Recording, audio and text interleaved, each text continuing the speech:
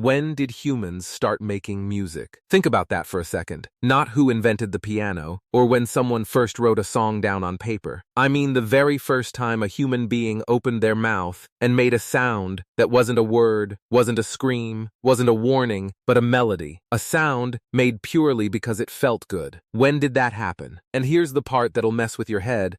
It might have happened before we could even talk, before language, before farming, before the wheel, before writing, before cities. Music might be older than almost everything you think makes us human. Stick with me, because this story goes back a very, very long way. Let's start with the hard evidence, the stuff you can actually hold in your hand. In a cave in southern Germany, in a region called the Swabian Jura, archaeologists dug up something extraordinary. A flute, not a modern flute. A flute carved from the wing bone of a griffin vulture, hollowed out, with finger holes drilled carefully along its length. And another one, even more delicate, carved from mammoth ivory, split, hollowed, and glued back together with astonishing skill. These instruments are roughly 40,000 years old. 40,000. Let that number sink in. When these flutes were made, there were still Neanderthals walking around in Europe. The last ice age was in full swing. Woolly mammoths and cave lions roamed outside those caves, and inside, by firelight, a human being was playing music. Now think about what a flute actually means. A flute is not a first attempt at anything. Nobody's first musical act is to carve a precision instrument out of a vulture bone with tuned finger holes. A flute is the end of a long, long road. It's sophisticated technology. It implies that music already existed, probably for thousands of years before, as singing, as clapping, as banging on things, as humming to a child. The flute is the oldest instrument we've found, but the music it played was already ancient, so that pushes us back. 40,000 years is the floor, not the ceiling. When you hear scientists say music began somewhere between 40,000 and 60,000 years ago, that 60,000 figure isn't about instruments, it's about behavior. It lines up with a period when our ancestors were exploding with creativity. They were painting on cave walls, they were carving little figurines, they were burying their dead with ornaments and red ochre, they were making beads and jewelry. This is the moment anthropologists sometimes call the creative explosion, when human minds seem to switch on in a new way, symbolic, artistic, spiritual. And you cannot separate art from music. A species that paints and carves and decorates is a species that sings. They almost certainly go together. But here's where it gets really interesting, because a growing number of researchers think music is far, far older than that. Not tens of thousands of years, hundreds of thousands, maybe even a million. Here's the logic. Every single human culture on Earth has music. Every one. There is no tribe,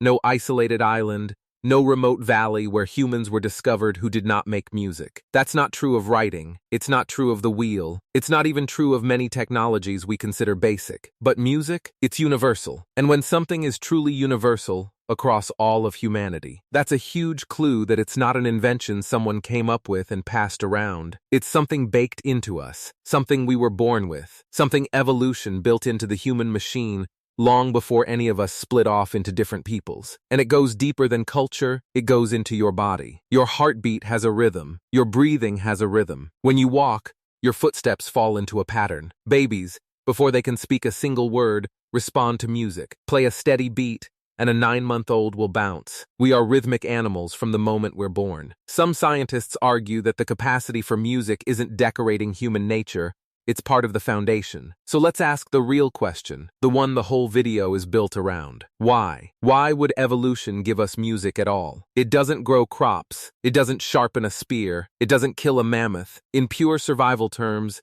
singing looks like a waste of energy, and evolution is ruthless about wasting energy. So if music survived, if it spread through every human population on the planet, it must have done something powerful. It must have helped our ancestors live and reproduce and keep their children alive. Let's talk about how. The first big idea is bonding. Imagine you're in a group of early humans, maybe 30, 40, 50 people. Your survival depends completely on that group cooperating. Alone, you're dead. A single human in the Ice Age is a snack. But how do you get 50 people to trust each other, to feel like one unit, to be willing to risk their lives for each other? You could groom each other, like chimps do, picking through fur, but that only works one-on-one. It doesn't scale. Music does. When people sing together, when they move together, when they drum together, something happens in the brain. Studies have shown that singing in a group releases endorphins, the body's feel-good chemicals, and it does it faster and stronger in a group than alone. Move in sync with other people,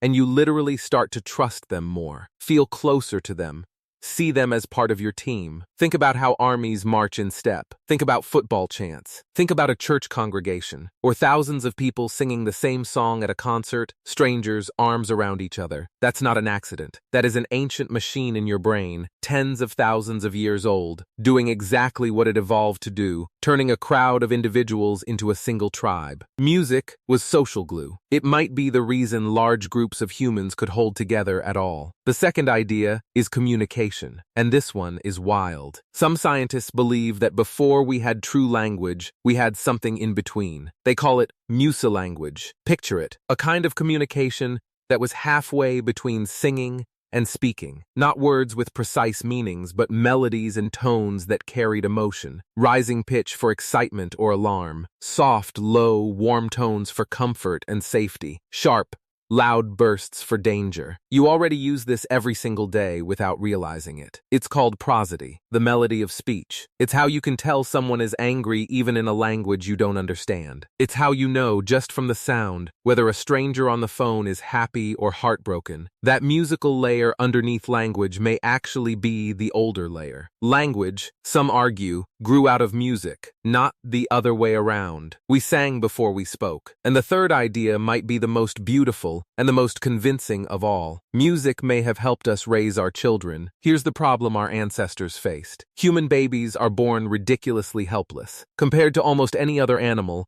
a human infant is useless for years. A baby deer walks within hours. A human baby can't even hold up its own head. And a mother in the Stone Age couldn't just hold her baby every second. She needed her hands to gather food, to work, to survive. But if you put a human baby down, it cries. And a crying baby in the wild is a beacon for predators. So how do you calm a baby when your hands are full and you're 2 steps away? You sing to it. And this is why every culture on Earth, every single one, has lullabies, and they sound eerily similar all over the world. Slow, soft, repetitive, gentle rising and falling. You can play a lullaby from a culture on the other side of the planet, in a language you've never heard, and a baby will still calm down, and you will still recognize it as a lullaby. That's not learned, that's wired in. A mother's voice, turned into melody, may have kept countless babies quiet, calm, and alive, and kept a bond alive between mother and child across distance. Music, in other words, might have helped keep the human species from dying in the cradle. So put it all together. Music bonds groups. Music carried emotion before words could. Music soothed our children and kept them safe. 3 of the most important things a fragile, social, big-brained ape needed to survive, and music is threaded through all of them. That's why it's universal. That's why it's in your bones. That's why you get chills down your spine from a song, why a certain melody can bring you to tears, why a beat can make a room full of strangers move as one. Those chills are not random. They're an inheritance, a signal firing in circuits your ancestors carried out of the Ice Age. So, when did humans start making music? The honest answer is we may never know the exact moment. There's no fossil of the first song. Sound doesn't leave bones. The oldest instrument we've found is 40,000 years old, but the singing behind it is older. And the humming, the clapping, the lullabies, the rhythm, that trail runs back further than we can see, maybe further back than language itself. Maybe music isn't something humans invented at all. Maybe it's something we were born with, a piece of us as old as the fear of the dark and the pull toward fire. So the next time a song gives you goosebumps, remember, you're not just hearing a melody. You're feeling something 40,000 years old, at the very least, waking up inside you. Music didn't come after we became human. Music might be one of the things that made us human in the first place. And that vulture bone flute, played in the dark of an Ice Age cave, someone 40,000 years ago played it for exactly the same reason you press play today. Because it felt good. Because it made them feel less alone. And that, across all that time, hasn't changed at all.